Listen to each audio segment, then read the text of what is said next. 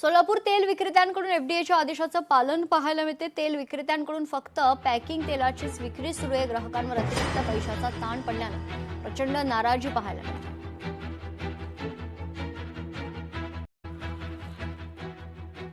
सध्या तर रोज तेल कालच्या आदेशापासून आम्ही बंद केलं विकण्यासाठी आणि पॅकिंग विकत आहे, त्यामुळे सर्वसामान्य ग्राहकाच्या खिशाला परत 4-5 रुपये बोर्डर बसला आहे। पहिलाच महागाई आहे, साखरेचे भाव सगळ्याचे भाव वाढलेले आहेत। आता यात परत तेलाचे भाव परत वाढणार आणि सरकार म्हणते तुम्ही कॅरी बॅग वापरू नका, प्लास्टिकचा वापर कमी करा।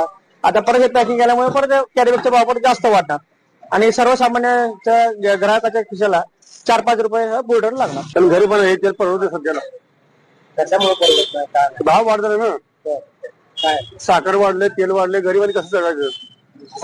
सरकारमध्ये अच्छी नाही, कुठल्या अच्छी नाही।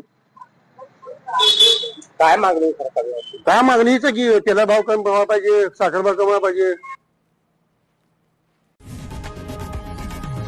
लोकशाही मराठी ऐका, पहा, जागरूक रहा।